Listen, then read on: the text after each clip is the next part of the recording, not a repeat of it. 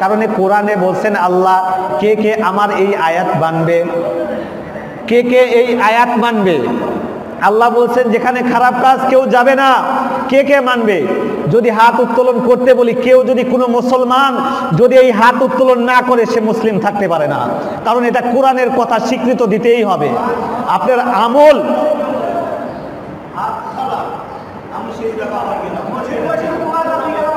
হ্যাঁ হ্যাঁ বলেন বলেন। ঠিক আছে, আপনার কথা আমি মানলাম, একটু খেয়াল করবেন। হ্যাঁ আচ্ছা ঠিক আছে। মসজিদে আপনি বসে ওয়াদা দিলেন, তারপরেও যদি আপনি সেখানে যান, খেয়াল করবেন, মসজিদে ওয়াদা দিয়ে গেলেন, তারপরেও যদি আপনি সেখানে যান, তাহলে কি হবে? ওয়াদা বরখিলাফের কারণে আপনি মুনাফিক হইবেন। এই তো। আর একটা সমস্যা আমাদের ভাদুরবাগ গ্রামে দেখবেন, এই গ্রামের মধ্যে আশেপাশের মধ্যে এখন নৌকা বাইজের মেলা আছে কিনা?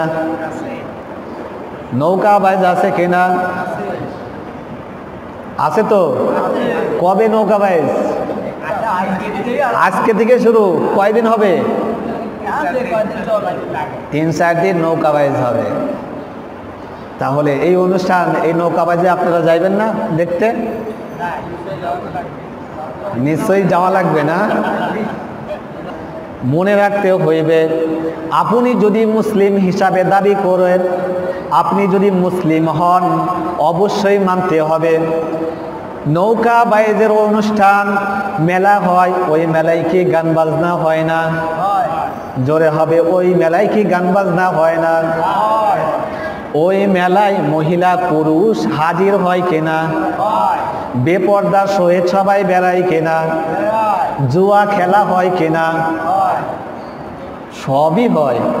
খারাপ যত কাজ আছে সব কাজই যদি হয়, ওই মেলাতে যদি আপনি শুধু যান, কোনো কিছু না করেন, তাও আপনি শরীক হইলেন জুয়া খেলার সাথে, বেপর্দার সাথে, হারামের সাথে আপনি জড়িত হইলেন। এটা ইসলাম সমর্থন করে না। জোরে হবে, এটা ইসলাম সমর্থন করে না। যারা আসতে বলছেন তাদের কি সংশয় আছে? তাদের কি ভয় আছে যে ইসলাম সমর্থন করে? জোরে বলতে হবে, কেউ নিশ্চুপ থাকা যাবে না। ভয় নেই না? তাহলে ইসলাম সমর্থন করে না। আপনাদেরকে বুঝতে হবে, যদি মেলা হয়, মেলাতে যদি ইসলাম বিরোধী কাজ হয়, জুয়া হয়, কেউ করে, গান বাজনা হয়, এমনকি ধাক্কা ধাক্কাও চলে কিনা অনেক ভিড়ের মধ্যে, আপনি নামাজ পড়ে যে আজকে থেকে মেলা শুরু হয়েছে বাদরবাগ গ্রামেই তো না? এটা কোন গ্রামে মেলা? সৈয়দপুর গ্রামে, মানে 1 কিলোমিটারও হবে না, 1 কিলো হবে। এখানে যেই আপনি মেলায় অংশগ্রহণ করবেন, আর আপনি মুসলিম হিসাবে দাবি করবেন, জুম্মার নামাজ পড়ে আপনি যে আবার মেলায় শরীক হইবেন, আপনি কেমন মুসলিম? আল্লাহ রাব্বুল আলামিন বলছেন কোরআনুল কারীমে, যেখানে খারাপ কাজ হয় সেখানে যাওয়াও সহযোগিতা করা, ওখানে কোনো প্রকার সহযোগিতা করা যাবে না। ওয়ালা তাআওয়ানু আলাল ইসমি ওয়াল উদওয়ান। বান্দা যদি খারাপ কাজ হয়, খারাপ কাজের মধ্যে চলে যায়, বান্দা জেনে রেখো, এমন জায়গা, যে জায়গায় খারাপ কাজ হচ্ছে, গান বাজনা হচ্ছে, ইসলামিক কোনো গরিত কাজ হচ্ছে, আবার বাহবা দেয়, দেখো কে পারলো, তাকে আবার টাকা ধরে একজন, যে ও পারলে আমি 10,000, ও হারলে তুমি 10,000, আছে কি না? এইরকম হয়। আবার বেপরদার সহিত থাকে, সমস্ত কিছু আপনারা দেখেন, বোঝেন, তারপরও যান। আবার আপনি বলেন আমি ভালো, তাহলে মেলায় যাওয়া যাবে না। কে কে যাইবেন না হাত উত্তোলন করুন, ওয়াদা দিন। হাত উত্তোলন করছেন না কেন? ভয় করছে? হাত যদি উত্তোলন না করুন তাও কিন্তু গুনাহ। সবাই ইনশাল্লাহ হাত উত্তোলন করুন। অনেকেই হাত উত্তোলন করছেন না। হাত উত্তোলন যদি না করেন তাহলে কিন্তু কুফুরের গুনাহ হয়ে যায় থেকে থেকে। খেয়াল করবেন, হাত নামান। কিভাবে কুফুরের গুনাহ হয়? কারণ কোরআনের আয়াতকে আপনি স্বীকৃত দিলেন না সাময়িক কারণে। কোরআনের কথাকে আপনি স্বীকৃত দিলেন না সাময়িক কারণে কোরআনে বলছেন আল্লাহ কে কে আমার এই আয়াত মানবে, কে কে এই আয়াত মানবে। আল্লাহ বলছেন যেখানে খারাপ কাজ কেউ যাবে না, কে কে মানবে। যদি হাত উত্তোলন করতে বলি, কেউ যদি কোনো মুসলমান যদি এই হাত উত্তোলন না করে সে মুসলিম থাকতে পারে না, কারণ এটা কোরআনের কথা স্বীকৃত দিতেই হবে। আপনার আমল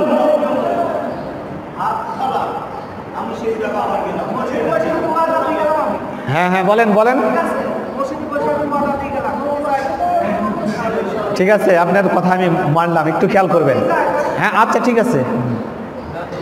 মসজিদে আপনি বসে ওয়াদা দিলেন, তারপরেও যদি আপনি সেখানে যান, খেয়াল করবেন, মসজিদে ওয়াদা দিয়ে গেলেন, তারপরেও যদি আপনি সেখানে যান, তাহলে কি হবে? ওয়াদা বরখিলাফের কারণে আপনি মুনাফিক হইবেন। এই তো চিন্তা, অবশ্যই এটাই চিন্তা ছিল। খেয়াল করবেন পেয়ারা হাজিরিন, আল্লাহ রাব্বুল আলামিন বলছেন ইন্নাল মুনাফিকিনা ফিদ দারকিল আসফালি মিনান নার।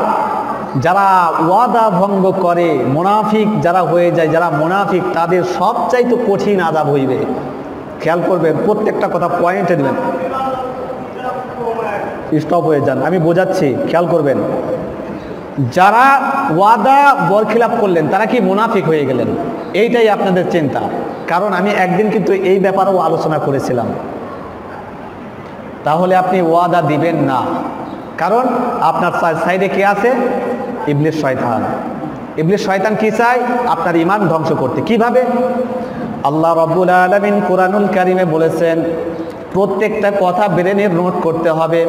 যখন আমার কোরআনুল কারীমের কথা বলা হয়, ওই মাহফিলে যদি কোনো মুসলিম যদি দাবি করে, যদি স্বীকৃত না দেয়, যদি স্বীকৃত না দেয়, আল্লাহ কি মানো, যদি বলে না আমি মানতে পারবো না, কারণ আল্লাহ বলছেন তুমি এইটা করো, এটা আমি মানবো না। যদি কোনো মুসলিম বলে যে না না না আমি মানবো না, তাহলে সে কি হবে? বেঈমান কাফের হইবে। কি হইবে? জোরে হবে, বেঈমান কাফের হবে। কিন্তু মেনে নিল, ওয়াদা দিল, যদি না পালন করতে পারে সে হবে মুনাফিক। কি হবে? মুনাফিকের কারণে আপনি জাহান্নামে যাইবেন, কিন্তু কাফের হইবেন না। আপনি ইচ্ছা করলে আপনি গুনাহ করতে পারেন, গুনাহ আপনি করবেন, ঠিক আছে, কিন্তু আপনি বেঈমান না। যদি কোরআনের কথাকে অস্বীকার করেন, আপনি হইবেন বেঈমান। আপনি অনেক আমল করছেন না, নামাজ পড়ছেন না, ইবাদত বন্দেগী করছেন না, আপনাকে কিন্তু বেঈমান কেউ বলতে পারছে না, আপনাকে কাফের বলতে পারছেন না। কিন্তু আল্লাহ রাব্বুল আলামিন ডাইরেক্টলি বলছেন আল্লাযীনা কাফারু ওয়াকাযযাবু বিআয়াতিনা উলাইকা আসহাবুন নার হুম ফিহা খালিদুন। বলেন আল্লাহু আকবার। আমার আল্লাহ রাব্বুল আলামিন বলছেন 1 নাম্বার পারার 6 নাম্বার পৃষ্ঠার প্রথমেই বলছেন ওয়াল্লাযীনা কাফারু ওয়াকাযযাবু বিআয়াতিনা, যারা আমার আয়াত শুনলো, ওয়াল্লাযীনা কাফারু এবং সে কথাকে অস্বীকার করলো। কি করলো? অস্বীকার করলো। ওয়াকাযযাবু এবং মিথ্যা প্রতিপন্ন করলো। বিআয়াতিনা, সেটা হলো আমার আয়াত। যদি এইভাবে অস্বীকার করে, উলাইকা আসহাবুন নার, তারা হবে জাহান্নামের ইন্ধন, অগ্নির মধ্যে থাকবে। হুম ফিহা খালিদুন, চিরস্থায়ী থাকবে, ওখান থেকে বাহির হওয়ার মতো কোনো উপায় থাকবে না, কোনো উপায় থাকবে না। আপনাকে শয়তান এমনভাবে ধরেছে 4 সাইড থেকে, যদি ওয়াদা দাও তাহলে করতে হবে, এটা শয়তানি ধোঁকা। কারণ আল্লাহ রাব্বুল আলামিন 5 নাম্বার পারার 19 নাম্বার পৃষ্ঠার লাস্টের দিকে বলেছেন সুম্মা আমানু সুম্মা কাফারু সুম্মা আমানু সুম্মা কাফারু সুম্মা যাদু কুফরান লাম ইয়াকুনিল্লাহ লিয়াগফিরা লাহুম ওয়া লা লিয়াহদিয়াহুম সাবিলা। বলেন আল্লাহু আকবার। আল্লাহ বলছেন 5 নাম্বার পারার 19 নাম্বার পৃষ্ঠার লাস্টের দিকে, হাফেজে কোরআন শরীফ থেকে দেখবেন। সুম্মা আমানু, বান্দা ঈমান আনলো কখন? যখন স্বীকৃত দিল। আবার সুম্মা কাফারু, যখন আবার অস্বীকার করলো, তখন কুফরি করলো। কি করলো? কুফরি করলো। সুম্মা আমানু, আবার স্বীকার করলো। সুম্মা কাফারু, স্বীকার করার পরে আবার কুফরি করলো। সুম্মা যাদু কুফরান লাম ইয়াকুনিল্লাহ, বান্দা যদি ওই কাজের উপর প্রতিষ্ঠিত থাকে, জানে যদি আমি কালকে এই কাজটা করব। খেয়াল করবেন, আপনি ওয়াদা দিলেন এখান থেকে যে আমি ভালো হইব, আপনি কি মসজিদ থেকে বাহির হতে পারবেন মুসলিম হিসাবে? বলেন, কেউ কি বাহির হতে পারবেন? জীবন নিয়ে বাহির হতে পারবেন? এই বিশ্বাস আছে যে 100% গ্যারান্টি আমি মসজিদ থেকে বাহির হতে পারবো? আমি এখানে ওয়াদা দিচ্ছি এটাই সত্য, এর উপরে কোনো সত্য নাই। আমি কালকে পাপ করতে পারবো, এটা কি আমার তৌফিক আছে, আমার ক্ষমতা আছে। যদি মুসলিম হিসাবে স্বীকৃত দান করো, বর্তমানকে বিশ্বাস করো, কার কথা? আল্লাহর কথা। তুমি যতক্ষণ পর্যন্ত বেঁচে আছো এটাই তোমার হায়াত, সামনের হায়াত তোমার নেই। এই জন্য আল্লাহ বলছেন যদি সামনের কিছু করতে চাও ভালো কিছুর চাহিদা রাখো। মুসলিম হিসাবে কিসের চাহিদা রাখো? ভালোর চাহিদা রাখো, খারাপের চাহিদা রাখা যাবে না। এই জন্য আল্লাহ বলছেন মান তাবা ওয়া আমানা ওয়া আমিলা সালিহা, বলেন আল্লাহু আকবার। বান্দা তুমি তওবা করবে কখন? মসজিদ থেকে বাহির হওয়ার পরে? যখন তোমার মধ্যে মনে আছে আমি পাপ করেছি। ওয়ামান তাবা ওয়া আমানা ওয়া আমিলা সালিহা, বান্দা যদি তুমি ঈমানদার হও, কি হও বান্দা? মানে আল্লাহকে যদি বিশ্বাস করো, আল্লাহ এটাই বোঝাতে চাচ্ছে যদি আমাকে বিশ্বাস করো। ওয়ামান তাবা ওয়া আমানা ওয়া আমিলা সালিহা, বান্দা যদি আমাকে বিশ্বাস করে সঙ্গে সঙ্গে খারাপ যত কিছু আছে সমস্ত কিছু বাদ দিয়ে ওয়া আমিলা সালিহা, তুমি সঙ্গে সঙ্গে ভালো কাজ ধরো, এটা মুসলিমের কর্তব্য। আর শয়তান চাই উস্কানি দিচ্ছে, শয়তান উস্কানি দিচ্ছে কিভাবে? শয়তান উস্কানি দিচ্ছে কিভাবে? যে মসজিদ থেকে তো বাহির হতে পারবেই, কালকে তো মেলায় যাইতেই পারবেই, কি করো? তুমি ওয়াদা দিও না, এটা শয়তানি ধোঁকা। এ ব্যাপারে অনেক বড় একটা নসিহত আছে, অনেকটা আয়াত আছে কিভাবে শয়তান ধোঁকা দেয়। শয়তান একজন শিক্ষিত দুশমন। কি দুশমন? শিক্ষিত দুশমন। শয়তান চায় যে কোনো বান্দাকে ভালো পথে না নিতে, কারণ এ বান্দা কালকে তো তুই মেলায় যাবেই, নাচ গানে যাবেই, ওয়াদা দিয়ে লাভ কি? ওয়াদা দিয়ে লাভ নেই। শয়তান হলো আমাদের প্রকাশ্য শত্রু। এটা কার কথা? আল্লাহর কথা, রাসূলের কথা, আল্লাহর কথা। যদি প্রকাশ্য শত্রু হয়, ওই শত্রুর ধোঁকাতে আপনি খারাপ ওয়াদা দিচ্ছেন না, তাই তো? শত্রুর কথা মানবেন মসজিদে এসে, না ভালোর কথা মানবেন? আল্লাহর কথা মানতে হবে কিনা? আপনি যদি ওয়াদা খেলাপ করেন তাহলে আপনি মুনাফিক হইবেন এবং গুনাহগার হইবেন। আপনি গুনাহগার থাকলেন, বেঈমান হইলেন না। আর যদি ইসলামী কার্যকলাপ কোনো কিছু ওয়াদা আসে যেটা আল্লাহর বিধান, সেটাকে যদি আপনি স্বীকৃত না দেন আপনি হইবেন কি? বেঈমান। বেঈমান তো মসজিদের জায়গা না, বেঈমান হলো মসজিদের বাইরের জায়গা। কথা কি ঠিক? যদি আল্লাহর কথা অস্বীকার করেন কি হবে? কি হবে? কুফরি হবে। যদি আমি বলি আল্লাহ এক, আল্লাহর কথা কে বিশ্বাস করছো, যদি আপনি হাত না তোলেন তাহলে কি ঈমান থাকবে? আল্লাহর এই আয়াত কে মানবেন? আপনি আমলে আনতে পারেন আর না পারেন সে কথা পরবর্তী ব্যাপার। কে মানবেন? সবাই মুসলিম হিসেবে আমরা হাত উত্তোলন করব। আমি আমলে আনতে না পারি এটা আমার গুনাহ, কিন্তু ঈমান হারা হয়নি। কিন্তু খেয়াল করবেন প্রত্যেকটা কথা। আমি ঈমানের ব্যাপারেও কিন্তু একদিন বড় বক্তব্য দিয়েছি, ফুল ওয়াজটাই হয়েছে ঈমানের বক্তব্য।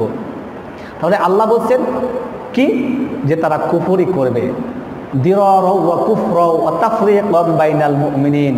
কুফরি করার কারণে দেখবেন মসজিদের মধ্যে হোক যেটার মধ্যে হোক মুমিনে পার্থক্য সৃষ্টি হয়ে যাবে। হবে কিনা?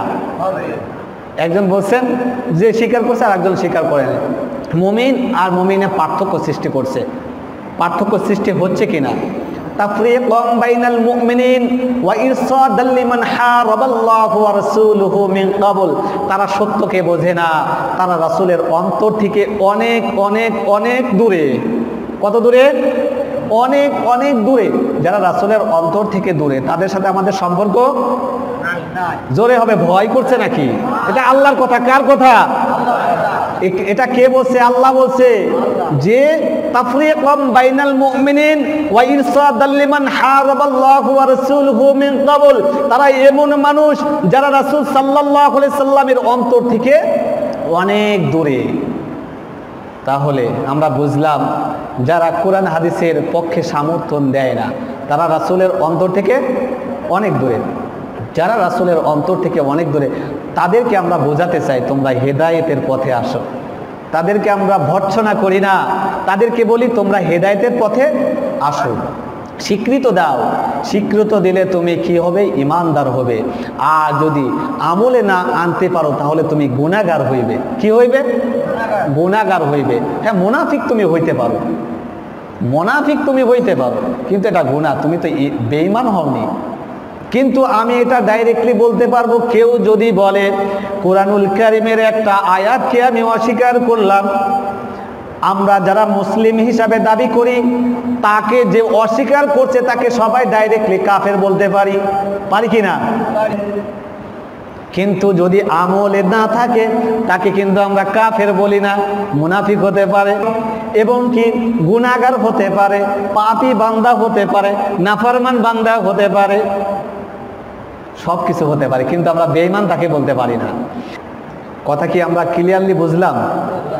আর যদিও কেউ ওয়াদা না দিতে চান, এটা শয়তানের ডাইরেক্টলি ওয়াসওয়াসা, আপনার ঈমান নষ্ট করার বড় একটা ষড়যন্ত্র। কি বড় ষড়যন্ত্র? ইনশাল্লাহ আমরা সবাই মেলাতে যাইব না ইনশাল্লাহ। যে মেলাতে খারাপ কাজ হয়, এখন আছে বই মেলা যেখানে হাদিস কোরআনের কথা বলা হয়, বেপর্দা নেই, সুন্দর, সেটা আলাদা জিনিস। আর যে মেলায় কোরআন বিরোধী কাজ হয়, গান বাজনা হয়, নাচ হয়, জুয়া খেলা হয়, বেপর্দা হয়, এই মেলাতে ইনশাল্লাহ যাইব না। শুধু আপনি যাইবেন না, আপনার স্ত্রী পুত্র পরিজনকে পাঠিয়ে দেন, তাই তো? বলছে আমি ওয়াদা করে আসছি আমার স্ত্রী পুত্র পরিজনকে পাঠিয়ে দেবে। এই জন্য মুসল্লি বলছে তো আমাকে যে হুজুর আমি যাইনি, সমস্যা নেই, কিন্তু আমার স্ত্রী পুত্র পরিজন যাই, বলে কি না?